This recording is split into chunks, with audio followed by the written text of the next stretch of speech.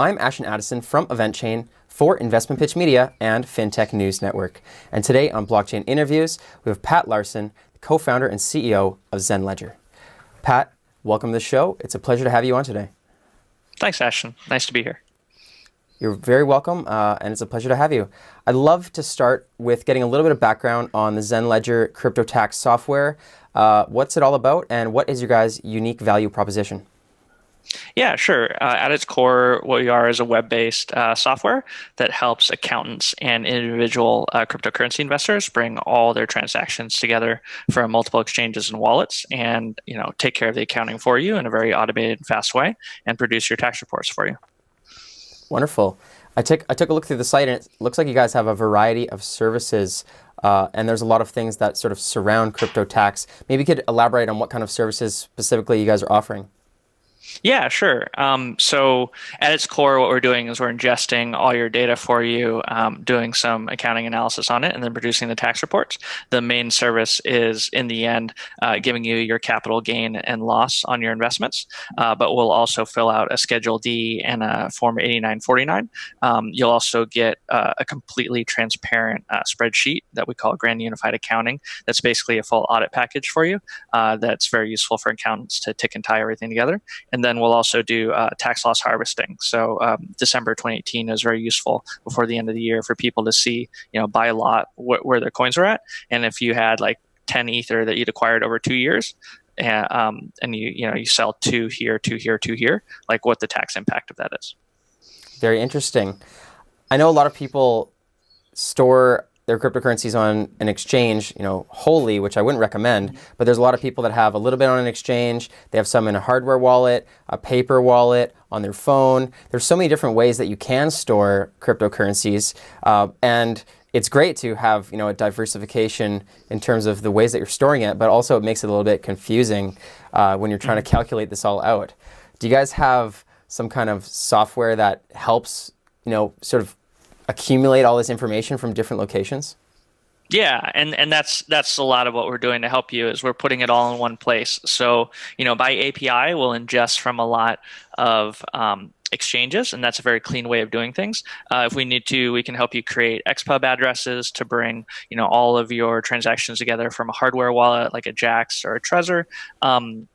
If you need to, you can just enter by hand or stuff like that. So we understand that people were, going all over the place in 2017, 2018, investing in ICOs, moving things on and off wallets. And we try to back out all of these, non-taxable self-transfers as you turn cash into Bitcoin on Coinbase, send it to your wallet, and then send that to Binance, then get an ICO and come back. We do all that for you.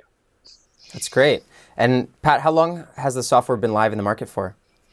About 18 months now. Yeah. That's great. So I guess a lot of people have already been adopting it. What does your guys' user acquisition look like? And are you guys doing active marketing in order to grow your user base, or is it more of an organic growth? Yeah, we've had over $1 billion of transactions analyzed and several thousand customers in the last 18 months. We're doing pretty well, growing in a couple ways. One is by referral. Another is by CPAs using it for their customers and referring it. We sponsored a couple podcasts like Pumps Off the Chain. And we do, a lot of content marketing and pay-per-click stuff like that as well. So we try a bunch of different channels to see what will work. That's wonderful. And is this a competitive space? Are there other people that are building software similar to this? And how are you getting an advantage over those other competitors? Yeah, I'd say it is competitive. I think because it's such an obvious need that a lot of people, a lot of smart people came into the space to create startups to address that need.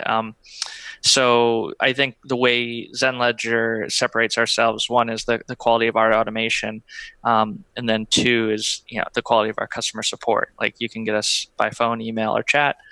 We talk to people, in the evening, early in the morning, on the weekends, because it's taxes and it's pretty stressful. So those are we kind of add more of a human touch, which is generally lacking in blockchain and crypto. That's great to hear. And on top of that, the blockchain industry is 24 hours a day. So It's no more 9 to 5 in the stock market here. we're going all the time around the world, and you never know when you wake up in the morning and the prices have shifted dramatically, or you need to move something in your wallet, right? Mm-hmm. Mm-hmm. Very interesting. Right. And are you guys just, of course, it's just for American taxes, but have you guys been focused on, New York, California, any of these targeted regions, or are you just sort of blanketing over the states? I mean, we find that our customers are distributed all over. There are a bunch in New York and California, but I think a lot of that, yeah, is to do with early adoption of technology, but then just like where the population is in the United States. But the events we go to are generally in New York, Chicago, and Los Angeles, and San Francisco, and Seattle. Those are where the blockchain events are. But I'm really excited to see what Wyoming or Nevada will do with legislation at the state level with blockchain, and maybe that'll help adoption. Definitely, I'm very excited to see that as well, and hopefully some provinces are taking strides to make the first step and put that in. So I'm looking forward to that, and it sounds very promising. And I'd love to hear a little bit more about your guys' business model. How are you guys driving your profits, and are you looking at other ancillary revenue streams, or is it just a basic subscription? Yeah, it is purely like an accountant would charge you. So if you just want your 2018 taxes done by us, then you would just purchase that year of tax reports, and it's a one-time fee, but you can come back in a month, 6 months, 7 years, and make adjustments and rerun, fresh reports. So that's our current model. And we just, some people will sign up for this year and then realize that they can do their 2017, 2016 taxes as well, all in one shot. And they'll just do all of that to get themselves compliant up to current day. And then, we hope to, please the customers and bring them back for 2019 and going forward. We are offering, we'll be expanding our business lines going forward. We'll be working with some larger accounting firms, and it won't just be purely an income tax or capital gains individual income tax calculation. We'll be looking more at corporate accounting for crypto as well. That's great. And I was just going to ask you about that in terms of the software and the growth of it and the development.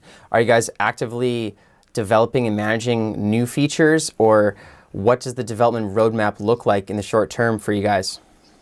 Yeah, so we kind of think of it as two tracks. One is to make the core individual income tax product better, and so that's adding integrations, making it easier to use, improving the logic in there, so that we're just ingesting your transactions and turning them around much quicker, and we do a lot of that. And then the other part is like what should we do next, or what should we do next to this? We've developed a lot of expertise in programming in the space, but also in blockchain analysis, cleaning up data and analyzing it. And so there are some interesting offerings that we'll be developing in the next 6 to 12 months, based more around the blockchain analysis part. That's wonderful. And are you guys expecting to expand your team? What size is your team right now, and are you expecting to expand it more on the support side or on development? Yeah, I think we're at 10 people right now, and I think we will expand in the future. We'll probably be raising another round of capital after April 15th when things settle down a little bit.